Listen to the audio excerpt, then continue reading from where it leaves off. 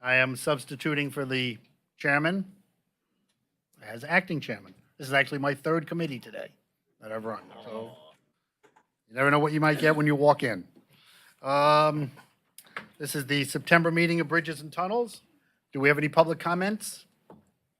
Mr. Bowden? Okay. Thank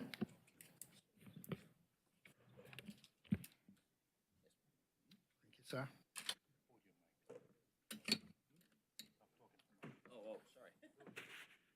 It's easier when I stand up here. Some of you have known what's happened before. Got to hit out. I'm looking forward to working with staff of Bridges and Tunnels. We've had discussions and identified areas that need to be corrected. I'm confident that we will successfully work together. So there's not much to say here except that things are moving forward. Oh yeah, tonight I'll be talking to George Latimer, who's the Westchester County Executive. On Wednesday, I'll be at the Thruway Board meeting discussing the same issues we have here. They've identified the fact that they have not done it right. And Thursday, I'll be at the Port Authority meeting, and I've had some discussions with various people there, looking forward to moving things forward there. The Henry Hudson Bridge has shifted traffic from the right to the left, and looks like it's coming along very nicely. And I was in Garrison the other day. It is not the same. There was nothing open. I couldn't even get a sandwich. Thank you very much. Approval of the minutes of July. No changes to the minutes as far as we know. I'll make a motion to approve. Second. All in favor? All right. Any changes to the work plan? None. No changes to the work plan. And let's go to your report, sir. I have a quick report here, some very good news. So again, good afternoon, commissioners. I'd like to take this opportunity to recognize the actions of Bridge and Tunnels officers assigned to the Bronx Whitestone Bridge. On September 4th, officers Nicole Murray and Alonzo Kay were on patrol responding to what appeared to be a disabled MTA bus. However, upon boarding the bus, they discovered that an infant on board was not breathing. Officer Murray responded and, consistent with her training, administered CPR. Immediately thereafter, the infant began to cry. After transport to the hospital, the infant was later released. There is nothing more safety to MTA Bridges and Tunnels than the safety of its customers and employees, and I commend the officers involved in this incident for their life-saving actions. With that, I'll turn it back to you, Commissioner. Thank you, sir. Report on operations. Thank you. Good morning. Good afternoon. The report on operations begins on page 18. We'll be reporting on June and July 2018. The following is a summary of traffic levels compared to the previous year. Traffic was 5.2% higher in June 2018. Traffic was 3.7% higher in July of 2018. Preliminary monthly traffic figures for August 2018 are 3.6% more than the same period in 2017. Through year-to-date July 2018, in our continuing efforts to target unsafe driver behavior, Bridge and Tunnel officers have issued 3.6% more speeding summonses and 17.5% more unsafe lane change or failed to signal summonses when compared to the same period last year. We also continue to have continued targeted enforcement on cell phone and texting violations. This information is found on page 55 of your B&T committee report. That ends the report on operations. Thank you. Any comments or questions on the numbers? Are just staggering? How many people? Staggering. Safety. The safety report begins on page 44. The following are highlights of performance indicators for the months of June and July. Enforcement of safety regulations and other actions are resulting in some significant improvements in customer safety. July was the 10th consecutive month of year-over-year improvements in B&T's collision rates. For the 12 months through July 2018, there were 6.7 collisions per million vehicles, 19.6 better than the previous 12 months. The June 2018 collision rate performance also showed year-over-year improvement. The 12-month injury collision rate for July was 1.05, and for June it was 1.03 per million vehicles, both higher than for the previous 12-month periods. Preliminary figures, however, for both August and September indicate year-over-year improvements of the injury collision rate. Employee and contractor safety metrics are as follows. Both employee accident reports and lost time injury rates for the 12 months through June were lower than the previous 12 months. In July, employee accident rate reports remained lower, but the lost time injury rate was slightly higher than in the previous 12 months. The construction injury rate for the 12 months of June was 22% lower than the previous 12 months, and the trend continued in July with a rate of 25% lower than the previous 12 months. And that ends the safety report. Any questions on safety? Great trend, all going in the right direction, great, with more cars. With more cars, less accidents and less people. Absolutely. Excellent trend, good. Customer environment survey? Yep. Customer Environment Survey begins on page 56, and some highlights for the second quarter are B&T continues its collision mitigation efforts and state of good repair program with nearly 141,000 linear feet of striping completed in the second quarter of 2018. There were 914 potholes repaired in the second quarter of 2018 as compared to 960 for the same period in 2017. In the second quarter, over 95% of lighting was in service as compared to 89.6% in the same period in 2017. 80% of the roadway lighting is now LED, up from the 29% at the beginning of 2017. Post-ORT peak period travel time improved as much as 32% at the Verrazano Narrows Bridge, with improvements across all facilities averaging 8.4% in the second quarter 2018. Despite PM peak period challenges at the Bronx Whitestone, RFK, and HLC, year-to-date travel time improvement is 14.7% overall. This ends the customer environment part. Neil? Thank you, Mr. Chair. I did have a question on that. Can you, actually, before I do that, I do want to thank yet again publicly, I've said this privately, but thank you again to Cedric and your team for the continued diligence on safety. It is an impressive trend. We're about 8 months into this, maybe it's longer, 10 months into this trend of continued decline in the collision rate while the amount of traffic continues to rise. We're not yet, I don't want any of us to let our foot off the gas, and pun intended, because we're not at where our low point was in terms of accidents, which I've been tracking since middle of 15. We're at 5.8 collisions per million miles, but we're getting there. We're at 6.7, and it's in sight. So keep up the great work. So thank you for that.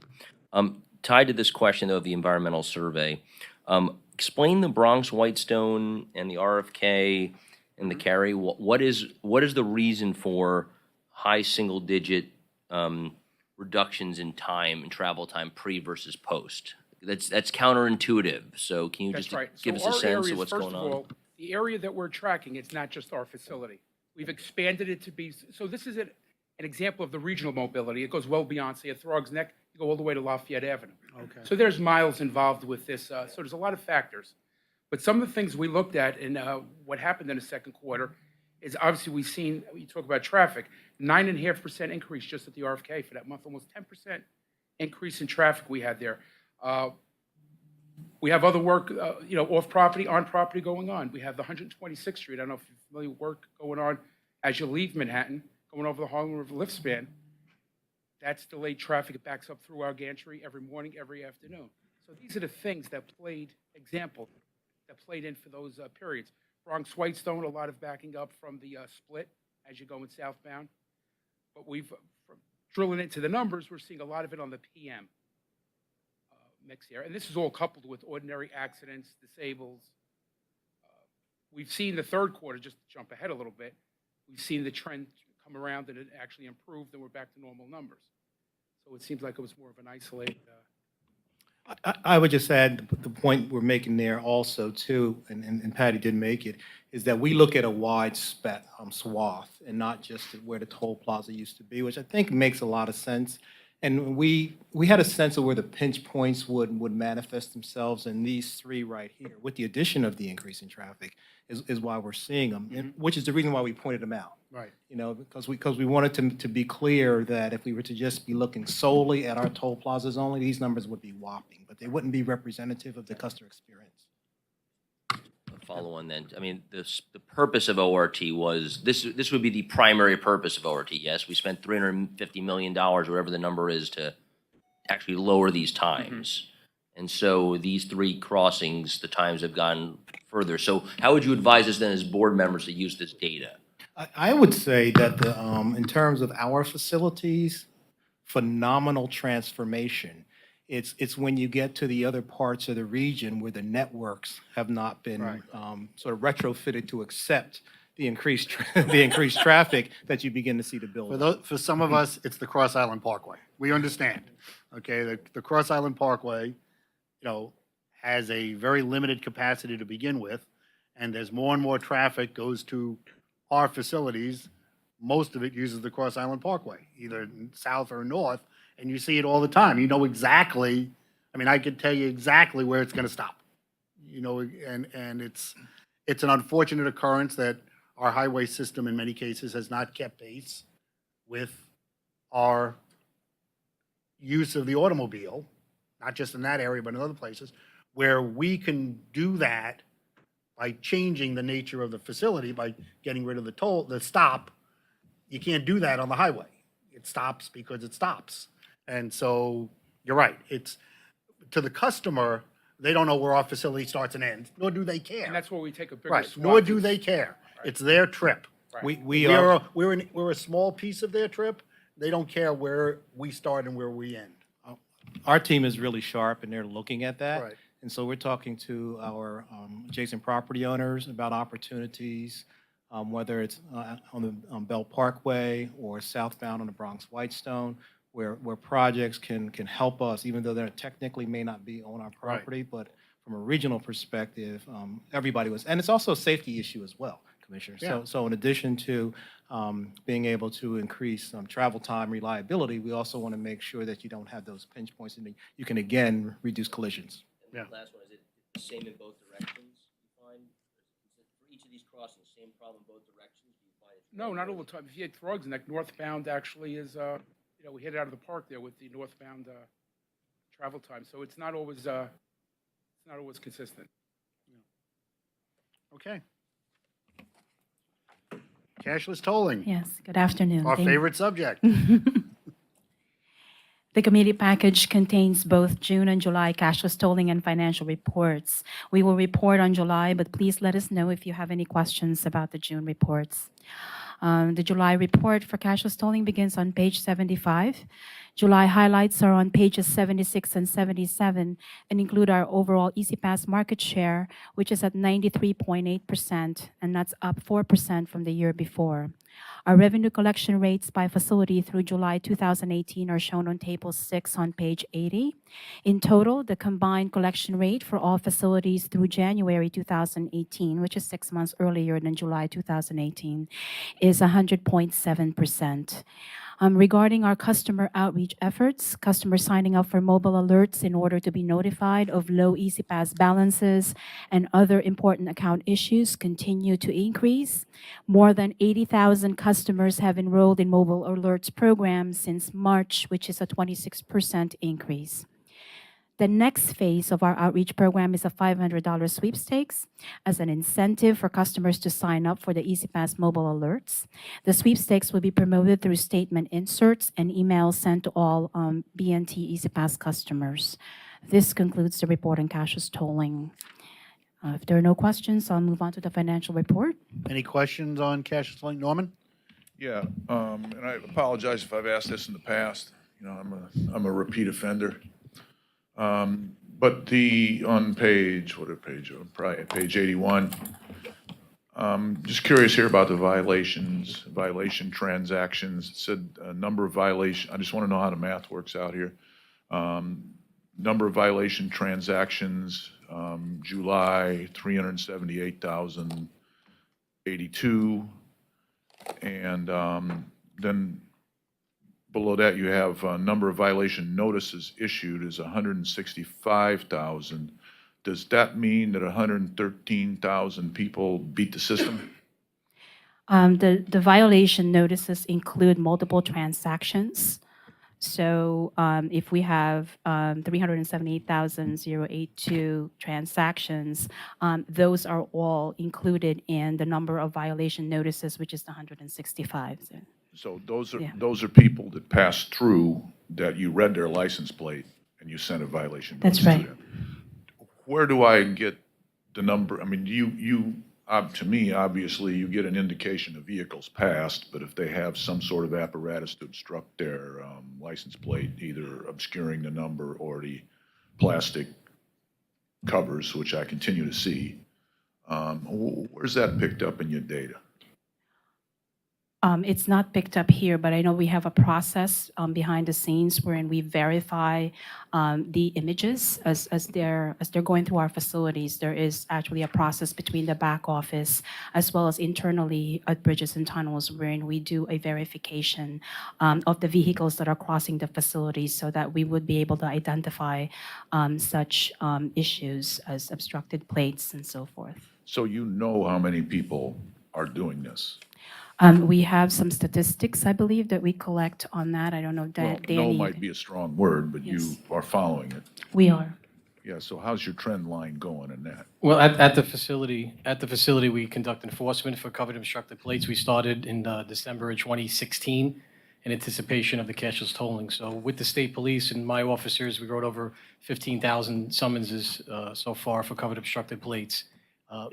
And behind the scenes, we're working closely with toll management to look at vehicles that have either their plate is not a real plate or it's covered in such a way that we kind of can identify the vehicle and identify the making of the plate. And we're looking at those plates and putting them in our LPR system, our license plate readers, that if we get a hit on that specific plate, even though it's not a New York registered plate, but it's basically maybe one letter or it says, my car, or whatever it says, but it's a fake plate. Like my wife has, Jersey Girl 1 somewhere hanging up in the house, looks like a New Jersey plate. So if it's something like that that's not registered, we're putting in our systems and we could pull that vehicle over and now we know who that person is based on that. So there's a lot of things that we're working on at the facility itself, trying to catch up with these people. So you wrote 15,000. How many people beat you? That I don't have. That I want to have the information. So we don't have that data here, but what Dan and what Mildred are saying is that we track all non-read plates. We categorize them into categories as to why they weren't read. Those that we can take action on is what Dan was just talking about. We put them into a database and we look for them to come back. So we can get you a number on the ones that weren't read for people who we think were trying to beat us versus the very, very small number. For example, snow. On a snowy day, we may have an obstruction of a plate. We can't get that, and I wouldn't necessarily conclude those people are trying to beat us. Yeah, I don't really, the precise number is not my concern. It's the trend line. Are you catching more of them? Are you eliminating the problem? Because it's hard for us, civilians to judge.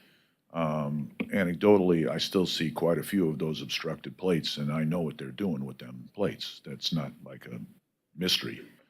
And, a lot of them, Jersey, a lot of Jersey notifications. How are you doing on the out-of-state enforcement, the following people on the out-of-state, the violators in out-of-state? Well, first on the covered plates, and I'm not the technical person, but being in the meetings with the people to my right, a lot of these covered plates with the plastics on them, our readers can read through them. So that's good news. As far as the out-of-state, the enforcement piece, we have an exclusionary order on these people. So we follow the same thing. If they're in New York, if we suspend their registration, we can't do that, say, in New Jersey. So we send them a letter saying basically pay the toll or you can't use our facilities. And if they come across our facilities, those plates in our LPR, our license plate readers, we pull those people over and we issue them summonses. Yeah, how much is the summons? It depends on the judge, but usually it's somewhere around $50 with the $88 surcharge. Commissioner, we've also been targeting them for civil lawsuits, and we have recently brought lawsuits or begun, referred it to outside counsel to send the initial demand letter for a company in Connecticut where they owe us over $112,000, an individual in New Jersey who owes us over $78,000, another individual in New Jersey who owes over $69,000. So we've taken to heart the committee's concern with out-of-state big-time violators. Bravo.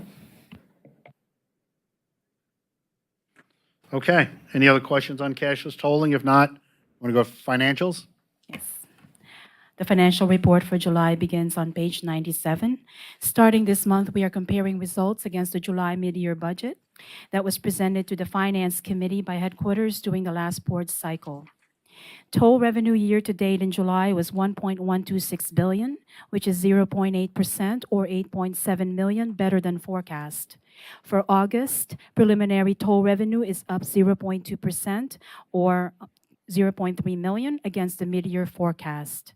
Traffic year-to-date in July was 184 million crossings, up against forecast by 0.7% or 1.3 million crossings. Preliminary August traffic is up 2% for the month, which would bring the year-to-date number up 0.9% against the July plan. The report on expenses, total expenses were $279.6 million through July, which is about $17.2 million or 5.8% lower than planned. Our support to mass transit was $669.3 million through July, which is $32.8 million or 5.1% better than planned. This concludes the financial report. We do have, the committee agenda also includes the 2018 mid-year forecast monthly allocation and the 2019 preliminary budget for your information. The monthly allocation that begins on page 110 apportions the 2018 mid-year forecast across the rest of this year. The 2019 preliminary budget was presented to the Finance Committee this past July and was included in that month's meeting materials. This concludes my report. Any questions on either of those items? If not, why don't we go to capital program? The report on the capital program begins on page 119. In July, B&T awarded 18 commitments totaling $11.5 million. The most significant commitment made in July was a $3.5 million commitment for design of structural rehabilitation project at the RFK Bridge. In August, B&T awarded 15 commitments totaling $40.9 million. The most significant commitment made in August was for reconstruction of the Manhattan Plaza structures and ramps at the RFK Bridge for $21.3 million. In aggregate, 99 commitments totaling $198.9 million, or approximately 125% of our year-to-date plan, have been awarded. There were no project completions in the month of July. There was one significant construction completion in August, and that was for the installation of anchorage dehumidification and structural painting at the Throgs Neck Bridge for $51.8 million. Year-to-date, B&T has completed 6 projects with a total value of $811.2 million, achieving 99% of the year-to-date goal of $816.6 million, and 57% of our annual completion goal of $1.43 billion. Unless there are any questions, that concludes the report. Any questions on capital program? If not, procurements? Procurements start on page 134. There are no non-competitive procurements or ratifications. There are 2 competitive procurement actions this month. There's an award of a competitively solicited design-build contract for the service building electrical system rehabilitation at the UL Cary Tunnel, a negotiated amount of $5.4 million. There's a public work modification for 30-wide roadway repairs in the amount of $2.5 million. The total amount committed for these actions is $7.9 million. Unless there are any questions, these procurements are described in detail in the enclosed staff summaries. Any questions on either of those procurements? If not, I'll make a motion to approve. Second? All in favor? Aye. Okay. Procurements are approved. And I think that completes the work of the committee. With that, motion to adjourn, so move. Thank you all very much. Thank you, sir, as always.